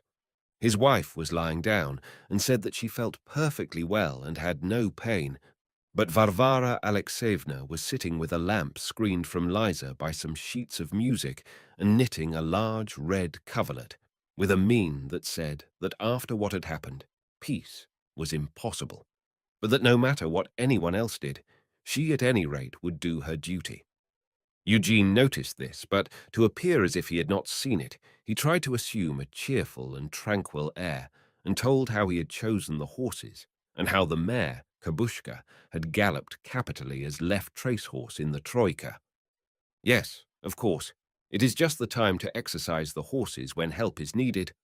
Probably the doctor will also be thrown into the ditch," remarked Varvara Alexeyevna, examining her knitting from under her pince-nez and moving it close up to the lamp. "But you know we had to send one way or other, and I made the best arrangement I could." "Yes, I remember very well how your horses galloped with me under the gateway arch." This was her long-standing fancy, and Eugene now was injudicious enough to remark that was not quite what had happened. "It is not for nothing that I have always said, and have often remarked to the prince, that it is hardest of all to live with people who are untruthful and insincere. I can endure anything except that." "Well, if anyone has to suffer more than another, it is certainly I," said Eugene. "But you..." "Yes, it is evident." "What?" "Nothing. I am only counting my stitches." Eugene was standing at the time by the bed, and Liza was looking at him, and one of her moist hands outside the coverlet caught his hand and pressed it. "Bear with her for my sake. You know she cannot prevent our loving one another," was what her look said. "I won't do so again. It's nothing," whispered he, and he kissed her damp, long hand, and then her affectionate eyes, which closed while he kissed them. "Can it be the same thing over again?" he asked. "How are you feeling?" I'm afraid to say, for fear of being mistaken, but I feel that he is alive and will live," said she, glancing at her stomach. "Ah, it is dreadful, dreadful to think of." Notwithstanding Liza's insistence that he should go away, Eugene spent the night with her, hardly closing an eye and ready to attend on her. But she passed the night well, and had they not sent for the doctor, she would perhaps have got up. By dinner-time, the doctor arrived, and of course said that, though if the symptoms recurred, there might be cause for apprehension, yet actually there were no positive symptoms, but as there were also no contrary indications, one might suppose on the one hand that, and on the other hand that, and therefore she must lie still, and that, though I do not like prescribing, yet all the same she should take this mixture and should lie quiet. Besides this, the doctor gave Varvara Alexeyevna a lecture on woman's anatomy, during which Varvara Alexeyevna nodded her head significantly. Having received his fee, as usual, into the backmost part of his palm, the doctor drove away, and the patient was left to lie in bed for a week. 15. Most of his time Eugene spent by his wife's bedside, talking to her, reading to her, and what was hardest of all, enduring without murmur Varvara Alexeyevna's attacks, and even contriving to turn these into jokes. But he could not stay at home. In the first place, his wife sent him away, saying that he would fall ill if he always remained with her, and secondly, the farming was progressing in a way that demanded his presence at every step. He could not stay at home, but was in the fields, in the wood, in the garden, at the thrashing floor, and everywhere. Not merely the thought, but the vivid image of Stepanida pursued him, and he only occasionally forgot her. But that would not have mattered. He could perhaps have mastered his feeling. But what was worst of all was that, whereas he had previously lived for months without seeing her, he now continually came across her. She evidently understood that he wished to renew relations with her and tried to come in his way. Nothing was said either by him or by her, and therefore neither he nor she went directly to a rendezvous, but only sought opportunities of meeting. The place where it was possible for them to meet each other was in the forest, where peasant women went with sacks to collect grass for their cows. Eugene knew this, and therefore went every day by that wood. Every day he told himself that he would not go there, and every day it ended by his making his way to the forest, and on hearing the sound of voices, standing behind the bushes with sinking heart, looking to see if she was there. Why he wanted to know whether it was she who was there, he did not know. If it had been she, and she had been alone, he would not have gone to her, so he believed. He would have run away, but he wanted to see her. Once he met her. As he was entering the forest, she came out of it with two other women, carrying a heavy sack full of grass on her back. A little earlier he would perhaps have met her in the forest, but now, with the other women there, she could not go back to him in the forest. But though he realized this impossibility, he stood for a long time, at the risk of attracting the other women's attention, behind a hazel bush. Of course she did not return, but he stayed there a long time. And great heavens, how delightful his imagination made her appear to him, and this not once, but 5 or 6 times, and each time more intensely. Never had she seemed so attractive, and never had he been so completely in her power. He felt that he had lost control of himself and had become almost insane. His strictness with himself was not weakened a jot. On the contrary, he saw all the abomination of his desire and even of his action, for his going to the wood was an action. He knew that he only need come near her anywhere in the dark, and if possible touch her, and he would yield to his feelings. He knew that it was only shame before people, before her, and no doubt before himself also, that restrained him. And he knew too that he had sought conditions in which that shame would not be apparent, darkness or proximity, in which it would be stifled by animal passion. And therefore he knew that he was a wretched criminal, and despised and hated himself with all his soul. He hated himself because he still had not surrendered. Every day he prayed God to strengthen him, to save him from perishing. Every day he determined that from today onward he would not take a step to see her and would forget her. Every day he devised means of delivering himself from this enticement, and he made use of those means. But it was all in vain. One of the means was continual occupation. Another was intense physical work and fasting. A third was imagining clearly to himself the shame that would fall upon him when everybody knew of it, his wife, his mother-in-law, and the folk around. He did all this, and it seemed to him that he was conquering. But the hour came midday, the hour of their former meetings, and the hour when he had met her carrying the grass, and he went to the forest. Thus 5 days of torment passed. He only saw her from a distance, but did not once encounter her. 16. Liza was gradually recovering. She could move about, and was only uneasy at the change that had taken place in her husband, which she did not understand. Varvara Alexievna had gone away for a while, and the only visitor was Eugene's uncle. Mary Pavlovna was as usual at home. Eugene was in his semi-insane condition when there came 2 days of pouring rain, as often happens after thunder in June. The rain stopped all work. They even ceased carting manure on account of the dampness and dirt. The peasants remained at home. The herdsmen wore themselves out with the cattle and eventually drove them home. The cows and sheep wandered about in the pasture land and ran loose in the grounds. The peasant women, barefoot and wrapped in shawls, splashing through the mud, rushed about to seek the runaway cows. Streams flowed everywhere along the paths. All the leaves and all the grass were saturated with water, and streams flowed unceasingly from the spouts into the bubbling puddles. Eugene sat at home with his wife, who was particularly wearisome that day. She questioned Eugene several times as to the cause of his discontent, and he replied with vexation that nothing was the matter. She ceased questioning him, but was still distressed. They were sitting after breakfast in the drawing-room. His uncle, for the 100th time, was recounting fabrications about his society acquaintances. Liza was knitting a jacket and sighed, complaining of the weather and of a pain in the small of her back. The uncle advised her to lie down and asked for vodka for himself.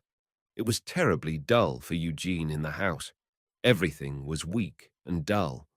He read a book and a magazine, but understood nothing of them. "Yes, I must go out and look at the rasping machine they brought yesterday," said he. He got up and went out.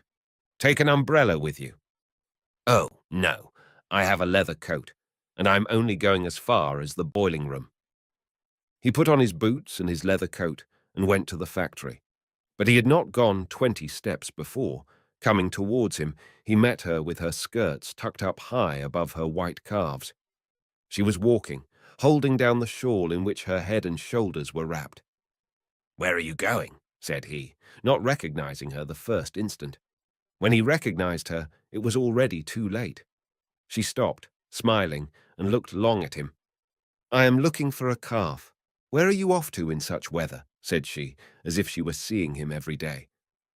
"Come to the shed," said he suddenly, without knowing how he said it. It was as if someone else had uttered the words. She bit her shawl, winked, and ran in the direction which led from the garden to the shed.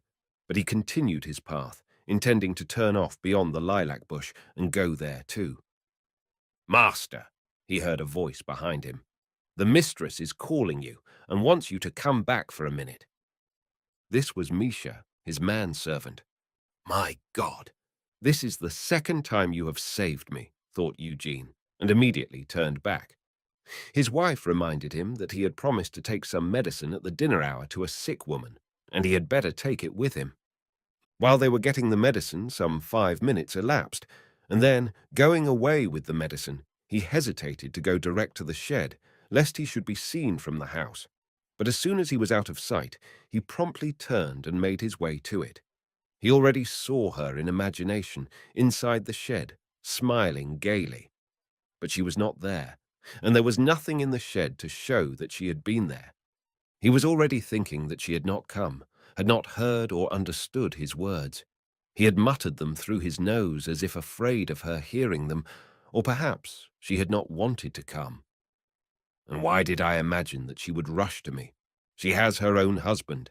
It is only I who am such a wretch as to have a wife, and a good one, and to run after another." Thus he thought, sitting in the shed, the thatch of which had a leak and dripped from its straw. But how delightful it would be if she did come, alone here in this rain. If only I could embrace her once again, then let happen what may. But yes, he recollected, one could tell if she has been here by her footprints. He looked at the trodden ground near the shed, and at the path overgrown by grass, and the fresh print of bare feet, and even of one that had slipped, was visible. Yes, she has been here. Well, now it is settled. Wherever I may see her, I shall go straight to her. I will go to her at night.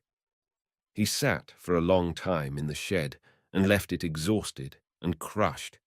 He delivered the medicine, returned home, and lay down in his room to wait for dinner. 17. Before dinner, Liza came to him, and still wondering what could be the cause of his discontent, began to say that she was afraid that he did not like the idea of her going to Moscow for her confinement, and that she had decided that she would remain at home and would on no account go to Moscow. He knew how she feared both her confinement itself and the risk of not having a healthy child, and therefore he could not help being touched at seeing how ready she was to sacrifice everything for his sake. All was so nice, so pleasant, so clean in the house, and in his soul it was so dirty, despicable, and horrid. The whole evening Eugene was tormented by knowing that notwithstanding his sincere repulsion at his own weakness, notwithstanding his firm intention to break off, the same thing would happen again tomorrow. "No, this is impossible," he said to himself, walking up and down in his room. "There must be some remedy for it. My God, what am I to do?" Someone knocked at the door as foreigners do. He knew this must be his uncle. "Come in," he said. The uncle had come as a self-appointed ambassador from Liza. "Do you know, I really do notice that there is a change in you," he said. "And Liza, I understand how it troubles her. I understand that it must be hard for you to leave all the business you have so excellently started, but que veux-tu? I should advise you to go away. It will be more satisfactory both for you and for her. And do you know, I should advise you to go to the Crimea. The climate is beautiful, and there is an excellent accoucheur there, and you would be just in time for the best of the grape season." "Uncle," Eugene suddenly exclaimed, "can you keep a secret? A secret that is terrible to me, a shameful secret." "Oh, come, do you really feel any doubt of me?" "Uncle, you can help me. Not only help, but save me," said Eugene. And the thought that he would disclose his secret to his uncle, whom he did not respect, the thought that he would show himself in the worst light and humiliate himself before him, was pleasant. He felt himself to be despicable and guilty, and wished to punish himself. "Speak, my dear fellow. You know how fond I am of you," said the uncle, evidently well content that there was a secret, and that it was a shameful one, and that it would be communicated to him, and that he could be of use. "First of all, I must tell you that I am a wretch, a good-for-nothing, a scoundrel, a real scoundrel." "Now, what are you saying?" began his uncle, as if he were offended. "What? Not a wretch when Liza's husband, Liza's. One has only to know her purity, her love, and that I, her husband, want to be untrue to her with a peasant woman." "How's that? Why do you want to? You have not been unfaithful to her." "Yes, at least just the same as being untrue, for it did not depend on me. I was ready to do so. I was hindered, or else I should. Now, I do not know what I should have done. But please, explain to me." "Well, it is like this. When I was a bachelor, I was stupid enough to have relations with a woman here in our village. That is to say, I used to have meetings with her in the forest, in the field." "Was she pretty?" asked his uncle. Eugene frowned at this question, but he was in such need of external help that he made as if he did not hear it, and continued, "Well, I thought this was just casual, and that I should break it off and have done with it. And I did break it off before my marriage. For nearly a year I did not see her or think about her." It seemed strange to Eugene himself to hear the description of his own condition. Then suddenly, I don't myself know why, really one sometimes believes in witchcraft, I saw her, and a worm crept into my heart, and it gnaws. I reproach myself. I understood the full horror of my action, that is to say, of the act I may commit any moment, and yet I myself turn to it, and if I have not committed it, is only because God preserved me. Yesterday I was on my way to see her when Liza sent for me. What? In the rain? Yes. I am worn out, uncle, and have decided to confess to you and to ask your help. Yes, of course. It's a bad thing on your own estate. People will get to know. I understand that Liza is weak and that it is necessary to spare her. But why on your own estate? Again, Eugene tried not to hear what his uncle was saying and hurried on to the core of the matter. Yes, save me from myself. That is what I ask of you. Today I was hindered by chance, but tomorrow or next time no one will hinder me, and she knows now. Don't leave me alone. Yes, all right, said his uncle. But are you really so in love? Ah, it is not that at all. It is not that. It is some kind of power that has seized me and holds me. I do not know what to do. Perhaps I shall gain strength, and then— Well, it turns out as I suggested, said his uncle. Let us be off to the Crimea. Yes, yes, let us go. And meanwhile you will be with me, and will talk to me. 18. The fact that Eugene had confided his secret to his uncle, but chiefly the sufferings of his conscience and the feeling of shame he experienced after that rainy day, sobered him. It was settled that they would start for Yalta in a week's time. During that week, Eugene drove to town to get money for the journey, gave instructions from the house and from the office concerning the management of the estate, again became gay and friendly with his wife, and began to awaken morally. So without having once seen Stepanida after that rainy day, he left with his wife for the Crimea. There he spent an excellent 2 months. He received so many new impressions that it seemed to him that the past was obliterated from his memory. In the Crimea they met former acquaintances and became particularly friendly with them, and they also made new acquaintances. Life in the Crimea was a continual holiday for Eugene, besides being instructive and beneficial. They became friendly there with the former marshal of the nobility of their province, a clever and liberal-minded man who became fond of Eugene and coached him and attracted him to his party. At the end of August, Liza gave birth to a beautiful, healthy daughter, and her confinement was unexpectedly easy. In September they returned home, the four of them, including the baby and its wet nurse, as Liza was unable to nurse it herself. Eugene returned home entirely free from the former horrors and quite a new and happy man. Having gone through all that a husband goes through when his wife bears a child, he loved his wife more than ever. His feeling for the child when he took it in his arms was a funny, new, very pleasant, and as it were, a tickling feeling. Another new thing in his life now was that, besides his occupation with the estate, thanks to his acquaintance with Dumchin, the ex-marshal, a new interest occupied his mind, that of the Zemstvo, partly an ambitious interest, partly a feeling of duty. In October, there was to be a special assembly, at which he was to be elected. After arriving home, he drove once to town and another time to Dumchin. Of the torments of his temptation and struggle, he had forgotten even to think, and could with difficulty recall them to mind. It seemed to him something like an attack of insanity he had undergone. To such an extent did he now feel free from it that he was not even afraid to make inquiries on the first occasion when he remained alone with the steward. As he had previously spoken to him about the matter, he was not ashamed to ask. "Well, and is Sidor Pechnikov still away from home?" he inquired. "Yes, he is still in town." "And his wife?" "Oh, she is a worthless woman. She is now carrying on with Zenovi. She has quite gone on the loose." Well, that is all right, thought Eugene. How wonderfully indifferent to it I am. How I have changed. 19. All that Eugene had wished had been realized. He had obtained the property, the factory was working successfully, the beet crops were excellent, and his expected income would be a large one. His wife had borne a child satisfactorily, his mother-in-law had left, and he had been unanimously elected to the Zemstvo. Eugene was returning home from town after the election. He had been congratulated and had had to return thanks. He had had dinner and had drunk some 5 glasses of champagne. Quite new plans of life now presented themselves to him. He was driving home and thinking about these. It was the Indian summer, an excellent road, and a hot sun. As he approached his home, Eugene was thinking of how, as a result of this election, he would occupy among the people the position of which he had always dreamed.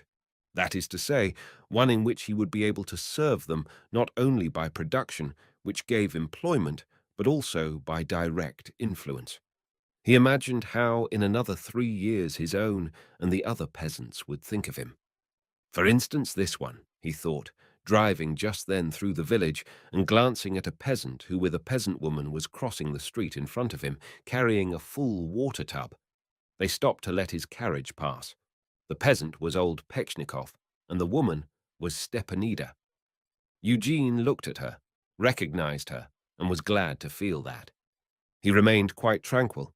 She was still as good-looking as ever, but this did not touch him at all. He drove home. "Well, may we congratulate you?" said his uncle. "Yes, I was elected." "Capital! We must drink to it." Next day, Eugene drove about to see to the farming which he had been neglecting. At the outlying farmstead, a new threshing machine was at work. While watching it, Eugene stepped among the women, trying not to take notice of them, but try as he would, he once or twice noticed the black eyes and red kerchief of Stepanida, who was carrying away the straw. Once or twice he glanced sideways at her and felt that something was happening, but could not account for it to himself.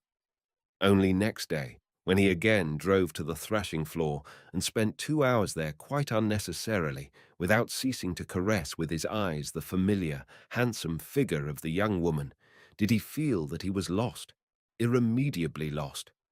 Again, those torments. Again, all that horror and fear, and there was no saving himself. What he expected happened to him. The evening of the next day, without knowing how, he found himself at her backyard by her hay shed, where in autumn they had once had a meeting. As though having a stroll, he stopped there lighting a cigarette. A neighboring peasant woman saw him, and as he turned back, he heard her say to someone, "Go, he is waiting for you. On my dying word, he is standing there. Go, you fool." He saw how a woman, she, ran to the hay shed, but as a peasant had met him, it was no longer possible for him to turn back, and so he went home. 20. When he entered the drawing room, everything seemed strange and unnatural to him. He had risen that morning vigorous, determined to fling it all aside, to forget it, and not to allow himself to think about it. But without noticing how it occurred, he had all the morning not merely not interested himself in the work, but tried to avoid it. What had formerly been important and had cheered him was now insignificant. Unconsciously, he tried to free himself from business. It seemed to him that he had to do so in order to think and to plan, and he freed himself and remained alone. But as soon as he was alone, he began to wander about in the garden and the forest, and all of those spots were besmirched in his recollection by memories that gripped him. He felt that he was walking in the garden and pretending to himself that he was thinking out something, but that really he was not thinking out anything, but insanely and unreasonably expecting her, expecting that by some miracle she would be aware that he was expecting her and would come here at once and go somewhere where no one would see them, or would come at night when there would be no moon, and no one, not even she herself, would see. On such a night she would come, and he would touch her body. "There now, talking of breaking off when I wish to," said he to himself. "Yes, and that is having a clean, healthy woman for one's health's sake. No, it seems one can't play with her like that.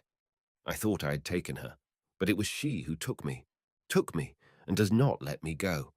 Why, I thought I was free, but I was not free, and was deceiving myself when I married. It was all nonsense, fraud. From the time I had her, I experienced a new feeling, the real feeling of a husband. Yes, I ought to have lived with her. One of two lives is possible for me, that which I began with Liza: service, estate management, the child, and people's respect. If that is life, it is necessary that she, Stepanida, should not be there. She must be sent away, as I said, or destroyed, so that she shall not exist. And the other life is this: for me to take her away from her husband, pay him money, disregard the shame and disgrace, and live with her. But in that case, it is necessary that Liza should not exist, nor Mimi, the baby. No, that is not so. The baby does not matter. But it is necessary that there should be no Liza, that she should go away, that she should know, curse me, and go away, that she should know that I have exchanged her for a peasant woman, that I am a deceiver and a scoundrel. No, that is too terrible. It is impossible. But it might happen, he went on thinking. It might happen that Liza might fall ill and die, and then everything would be capital. Capital! Oh, scoundrel! No, if someone must die, it should be she. If she, Stepanida, were to die, how good it would be.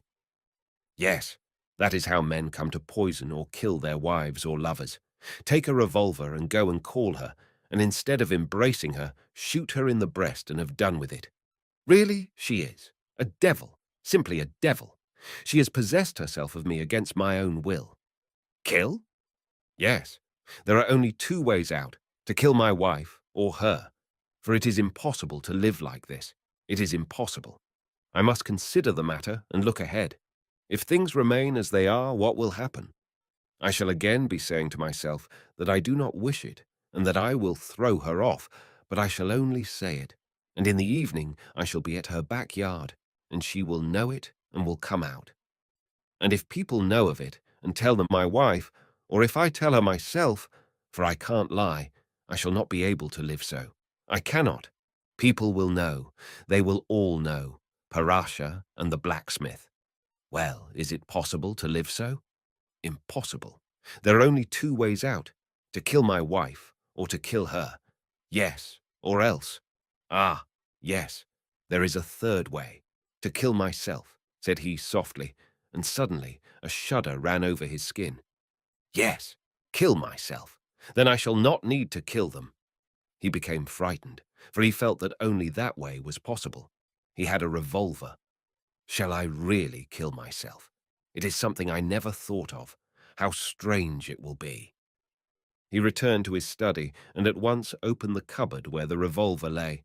But before he had taken it out of its case, his wife entered the room. 21.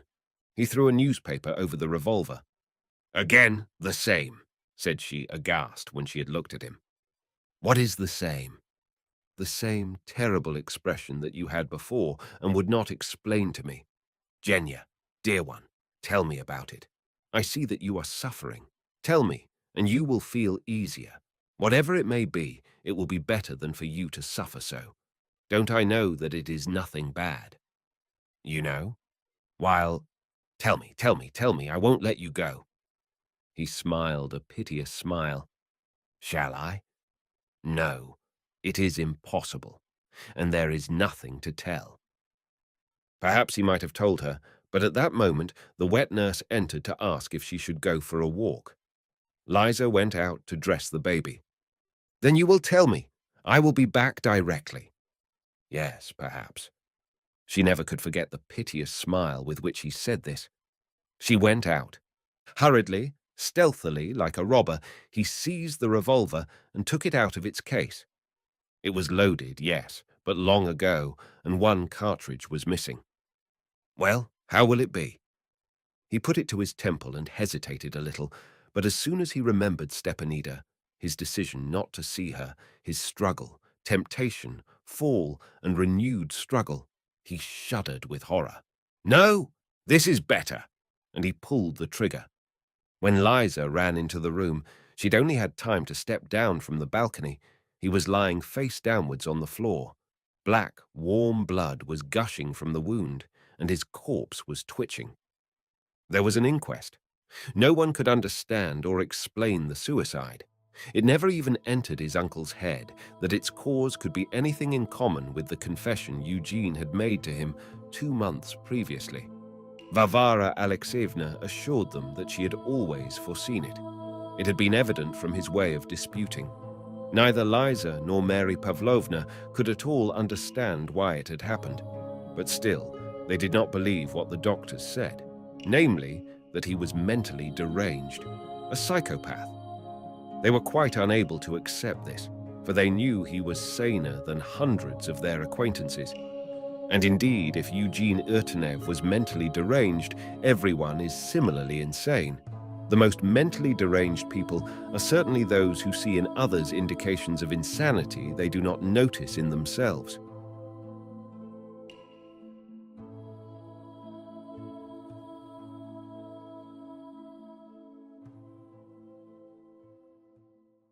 Philosophical analysis of Leo Tolstoy's The Devil.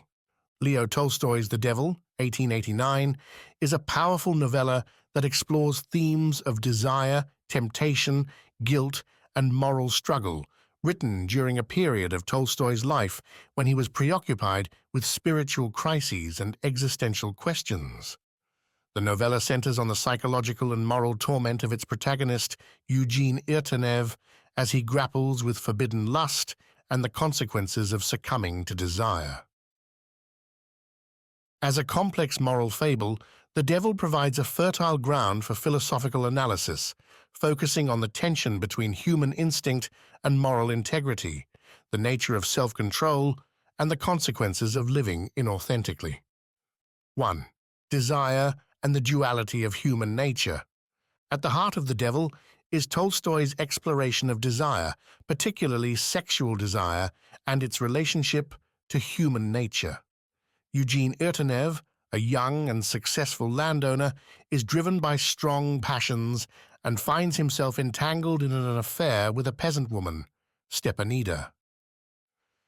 This affair is a reflection of Eugene's bodily urges and the darker side of human nature that Tolstoy often explored in his later works. The novella presents human desire not merely as a physical need, but as a disruptive force that complicates one's pursuit of moral integrity. Eugene's struggle to resist Stepanida after his marriage to Liza mirrors Tolstoy's belief in the duality of human existence, the conflict between reason and passion, between the spiritual and the carnal. Tolstoy had come to see human beings as divided between higher spiritual aspirations and baser, instinctual drives. In The Devil, this conflict is vividly portrayed through Eugene's oscillation between wanting to live a moral, ordered life with his wife and his overpowering lust for Stepanida. Tolstoy's philosophical treatment of desire reflects his deep interest in asceticism, particularly his later belief in the suppression of physical appetites to achieve spiritual purity. Eugene's internal struggle illustrates Tolstoy's belief that unchecked desires lead to moral degradation, mental suffering, and ultimately self-destruction. 2. Freedom, determinism, and moral responsibility. A major philosophical theme in The Devil is the question of human freedom and determinism. Eugene's actions raise questions about the extent to which individuals are free to choose their actions, or whether they are bound by their instincts and circumstances. From the beginning, Eugene's attraction to Stepanida is depicted as almost inevitable. Despite his initial rational decision to end the affair and marry Liza, Eugene remains haunted by Stepanida's presence, as if controlled by forces beyond his will. Tolstoy seems to suggest that while human beings may believe they are rational agents, their actions are often determined by deep-seated instincts and environmental factors. Eugene's recurrent lapses into lust, even after his marriage, point to a deterministic view of human behavior, where individual choices are constrained by underlying psychological and social pressures. However, The Devil is also a meditation on moral responsibility. Tolstoy does not absolve Eugene of blame for his actions, despite his apparent lack of control over his desires. Eugene's ultimate fate, whether he kills himself or Stepanida, depending on the version, illustrates the devastating consequences of failing to take responsibility for one's moral failings. Tolstoy suggests that moral responsibility entails the difficult task of mastering one's baser instincts, and the inability to do so can lead to catastrophic results. 3. The nature of temptation and evil. In The Devil, Tolstoy explores the concept of evil, both in its metaphysical and psychological dimensions. The title itself evokes a symbolic representation of evil, suggesting that Stepanida is the embodiment of temptation, or perhaps that Eugene's internal lust is the devil haunting him. Tolstoy was deeply influenced by Christian theology, particularly its emphasis on the presence of evil as a constant force that tempts individuals away from virtue. The novella raises profound questions about the nature of evil. Is evil something external to the individual, embodied in the seductive allure of another person, or is it an internal force emerging from within the human psyche? In Eugene's case, Tolstoy seems to suggest that evil is an internal phenomenon. Stepanida, while representing temptation, is not evil in herself. She is merely the catalyst for Eugene's downfall. It is Eugene's failure to control his own desires that ultimately leads him to contemplate murder or suicide. Tolstoy's portrayal of temptation in The Devil reflects his belief in the importance of spiritual discipline and the need for individuals to resist the seductive allure of physical pleasure. The title of the novella implies a Christian view of evil as a test, with Eugene's moral downfall symbolizing humanity's perennial struggle with sin. Tolstoy uses Eugene's inner turmoil to explore the existential weight of human choices, particularly the choices we make when confronted with temptation. 4. Tolstoy's moralism and the quest for purity. Tolstoy's later writings are characterized by a strict moralism, reflecting his personal quest for spiritual purity and his rejection of worldly desires. In The Devil, this moralism is evident in the way Eugene's moral weakness is portrayed. Tolstoy had come to believe that true happiness and inner peace could only be achieved through the renunciation of bodily desires and the pursuit of a pure ascetic life. This belief is reflected in Eugene's eventual realization that his desires are ruining his life. Eugene's inability to resist Stepanida, despite his love for his wife, symbolizes the broader human struggle to live according to moral principles while constantly being pulled by the temptations of the flesh.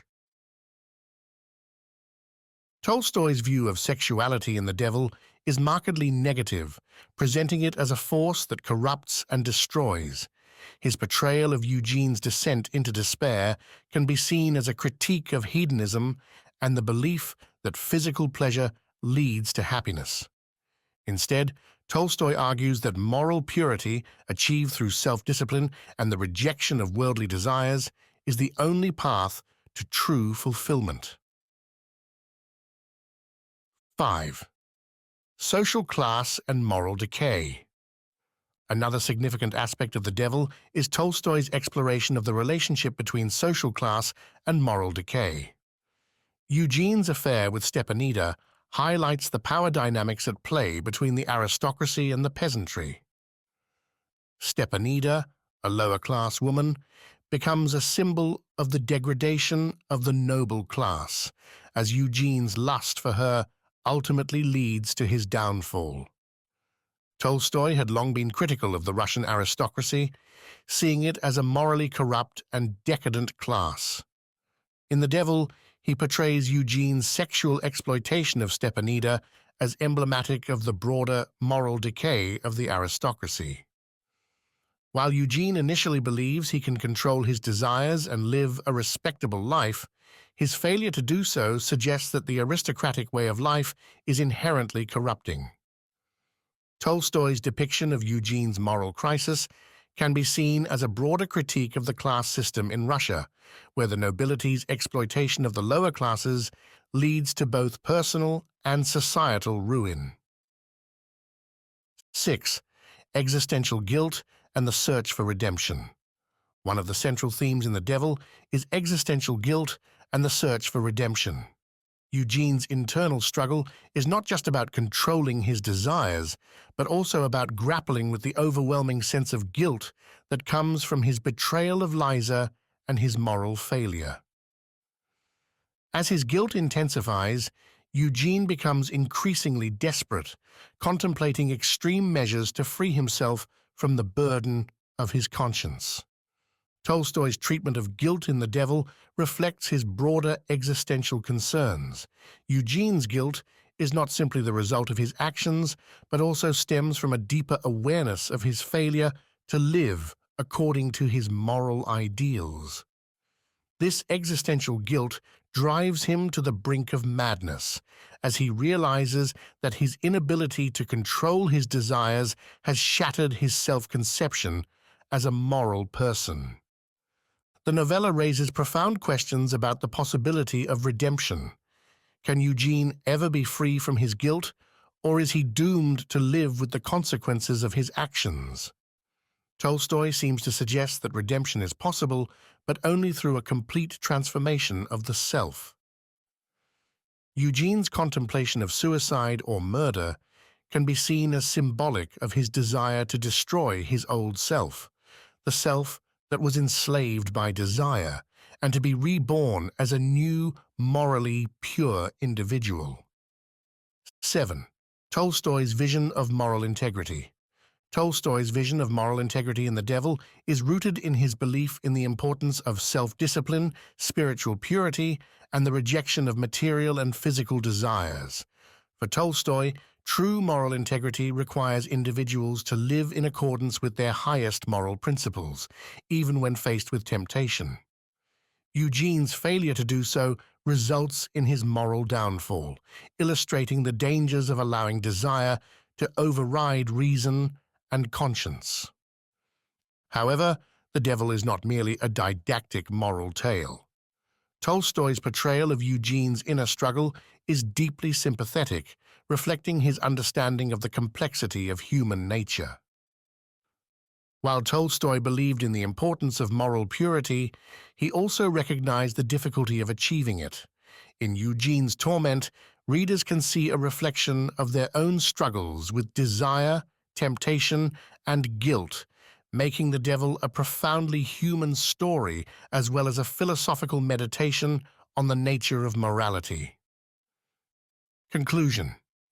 In The Devil, Tolstoy grapples with some of the most fundamental questions of human existence: the nature of desire, the conflict between freedom and determinism, the presence of evil, and the quest for moral integrity. Through the character of Eugene Irtenev, Tolstoy presents a powerful exploration of the consequences of succumbing to temptation and the existential guilt that follows.